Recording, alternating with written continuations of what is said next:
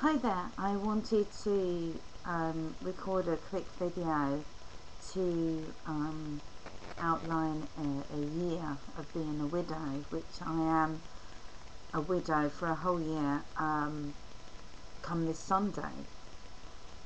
It's just not an easy video for me to actually do, but I wanted to do it so that I could reassure people that I really have got there now. I've got there through a year. I've gone past the birthdays and the wedding anniversaries and the Christmas and the comments and the outrage at the suicide and the shock, and I'm still sort of trying to piece my life back together again, because obviously my husband was my life partner, he was my business partner, he was my children's stepfather, he was my best friend, a lot of eggs in one basket. But I also wanted to talk about suicide to people because I have actually felt suicidal this year, extremely depressed, which I don't think any one of you would be surprised at. But I want to also outline the sort of things that have really helped me. The things that have really helped me, of course, are my friends and my family, and the medical people, the counselling I'm still getting through Cruise, the counselling I received from the mental health team, the psychiatrist, the key worker, the social worker, long suffering, my general practitioner and doctor who also helped Robert, and you know, basically everybody that has been so understanding. But I also wanted to talk about sudden death and suicide and the response that you can have from people around you. Now, suicide via a death under a train may be a good idea for some people, but the problem is with such a death is that nobody can really sort of establish the identity of the person that has actually killed themselves. There are processes and bureaucracy and agonising wait to see whether or not it is your loved one or not, or whether they are out in way blue yonder, sort of just having another stress breakdown. It is kind of quite agonising to have to wait days and days for people to come in and take fingerprints from your house, belongings out of your house, so that they can establish whether or not the body in the morgue actually belongs to the person, because obviously facially there is nothing recognisable on this kind of death, and it is so sudden, and without understanding to the rest of the family, it can sort of lead you into a sort of self recrimination and guilt that you didn't say the right things or do the right things, or you lost your patience, or you were tired on that day, or something. That it's been really kind of quite the most disastrous thing that's ever happened in my life whatsoever. And having said that, knowing that I too have felt suicidal is actually makes me feel kind of ashamed, but it is actually quite natural for spouses of people that have committed suicide to actually feel suicidal themselves. So I think that if there's anybody out there that is feeling suicidal, I want them to take a big deep breath and go for as much help as you possibly can. Don't feel ashamed to say, look, I'm in trouble.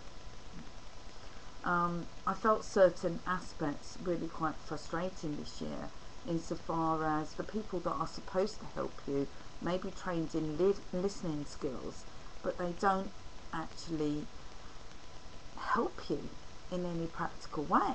That is their job. They cannot give you advice. They cannot tell you what to do. They cannot help you cushion the blows in your life or the anxiety. They can just listen. And you know, I find that very, very hard. I also find it very hard to understand that it took months for me to get any counselling. And I kind of almost had to skank the system to get the counselling that I had, because I had to set counselling issues in place before I actually said, now I need the psychiatrist. So I actually had a counsellor set up when I went to see the psychiatrist, but the counsellor was very, very kind and actually continued with the counselling, which made me very, very lucky, because according to the British Association of Counselling, nobody who is suicidal should actually be counselled. Now, that seems really, really, really bizarre, but it is in fact true.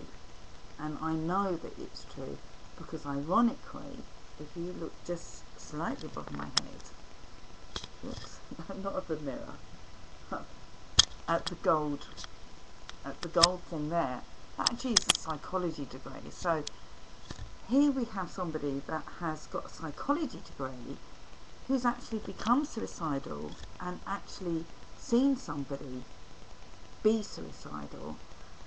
I talked to him for many hours, just like the song said. I stayed up all night sometimes.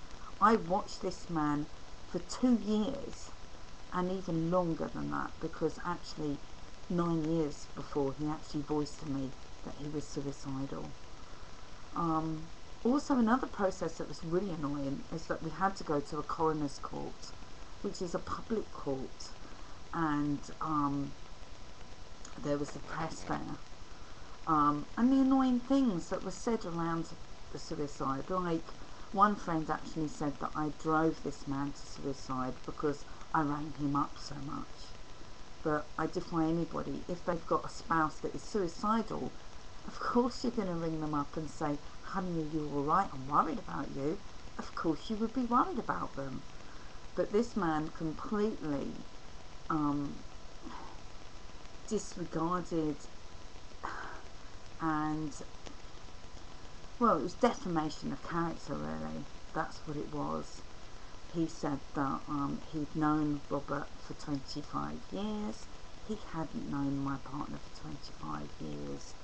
He jumped on a bandwagon because he felt that I had done wrong or something. And he also claims to be my friend, which makes it very, very difficult, because I have to still love this person and yet forgive what he has done to me, on top of everything else. There was also a neighbour that said that my husband had taken a big orange bag out on that day. It was definitely the day of his death, and that obviously to him I had chucked him out. Now, I want to dispel any rumours like that. I absolutely loved, worshipped and adored my husband, probably a bit too much, but he was the biggest love of my life. He was somebody that was so beautiful that how could you not love him? He was a teacher and he was a religious person. And, you know, he was just amazing. He just seemed to have this endless patience with people.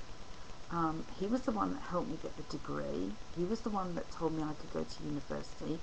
He was the one that loved people from all sorts of backgrounds, and actually loved eccentric people more than anything. And he was so talented and he was so wonderful. I mean, he could do, a bit like Rory Bremner stuff. He could sort of mimic people, and he could sing. He had a beautiful singing voice. He was musical. He could sort of learn lists and lists of things, all sorts of things. He was very, very political. I won't talk too much about that here, but he was, for those who knew him, they knew him as a great letter writer and things like that. So there you